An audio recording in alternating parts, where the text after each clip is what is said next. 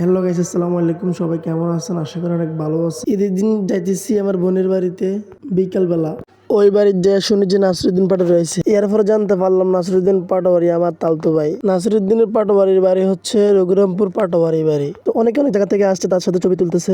আমি ভাবছি এরকম ছবি তুলবো, পরে আস্তে আস্তে পরে ছিল, তারপর আমার আর ছবি তোলার দরকার। ছবি তুললে যাবো না সন্ধ্যায়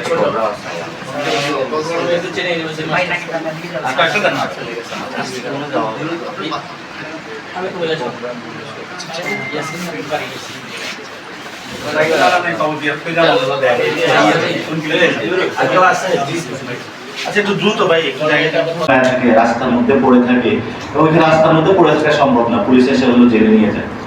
আর কারণ না থাকলে কি যে বাজে অবস্থা এটা যারা গেছে তারা জানে। এটা তো ছোট্ট একটা বিষয়, সেটা হলো কেউ যদি একটু আরবি জানে তাহলে সে ইজিলি জব করতে পারে। একদিন পুলিশকে বলতে পারে যে ঠিক আছে তুমি আমাকে নিয়ে একটা জায়গায় নিয়ে যাও। তো এক লোকের সাথে আমাদের ওই যে এদিকে নারায়ণ কোন জায়গা আছে, এক লোকের সাথে দেখা হয়েছে, তারে হলো নিয়ে মরুভূমির মাঝখানে ছেড়ে দিয়েছে দালালরা। সে 6 মাস লাগছে শহরে আসতে, মানে একটু কাজ করে একটু টাকা দেয়, আস্তে আস্তে শহরে আসছে। আসার পরে সে এখন কত 20-30 হাজার টাকার মতন পায়, এবং সে অনেক দুঃখ কষ্টে হলো ওই যে ওইখানের যে তায়েফ, যেখানে তায়েফের যুদ্ধ হয়েছিল ওইখানে গেছে এগুলো পরিষ্কার করে জায়গাটা। তো এইগুলো অবস্থা। এখন ওই লোক বলতেছে আমি যদি জাস্ট একটু আরবি জানতাম, যখন আমার হলো এই দালালরা ছেড়ে দিছে, তাহলে তো আমি বলতে পারতাম যে আমি বাংলাদেশি, আমি এই বিপদে পড়ছি। এই যে হুজুররা আছে মসজিদে, ওনাদের কাছে আসলে কিন্তু আলিফ বা তাসা আরবিটা একটু শিখিয়ে দিতে পারে। তারপর হলো আমাদের এখানে অনেকে ড্রাইভিং পারে, ড্রাইভিং বিদেশে সবাই পারে। একটু যদি আপনি ড্রাইভিং পারেন বিদেশে ভালো টাকা ইনকাম করতে পারবেন। তো এটা হলো কেউ জানে না, তো মসজিদে কিন্তু এগুলো সম্ভব। এখানে একটা ছেলে ড্রাইভিং পারে, অথবা একজন বড় ভাই একজন এসে বলবো ভাই আমার একটা ড্রাইভিং শিখিয়ে দিয়ে একজন, আর একজন হাতের একটা কাজ পারে, যেমন বাদল ভাই একটা কাজ পারে, একজন বললো যে আমার কাজটা শিখিয়ে দিয়ে, তখন আমার কাজটা শিখে হয়ে গেল। যে বিদেশ যাবে ও যদি 1 মাস হুজুরের কাছে এসে ক্লাস করে যে আমাকে একটু আরবিটা শিখিয়ে দেন, ও বিদেশে যায় কোনো সমস্যা পড়বে না। 20,000 টাকা বেতন হলে 40,000 টাকা ইনকাম করতে পারবে।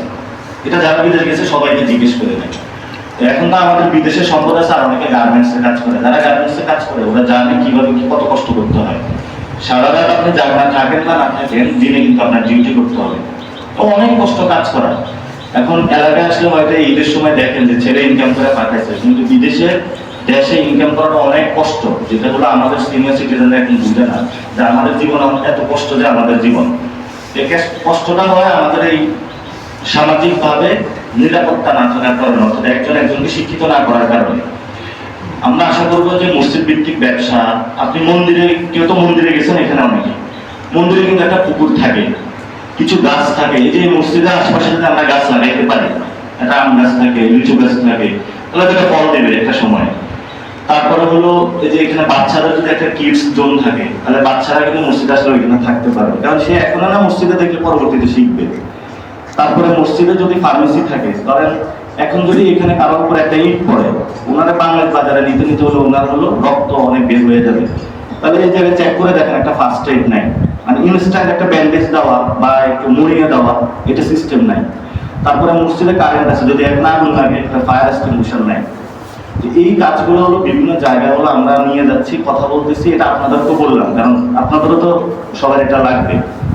এবং এই মসজিদের পাশে কবরস্থান আছে, কবরস্থানের দিকে তাকাইলে মনে হচ্ছে যে এটা আফ্রিকান জঙ্গল, মানে এত গাছ পাতা লতা।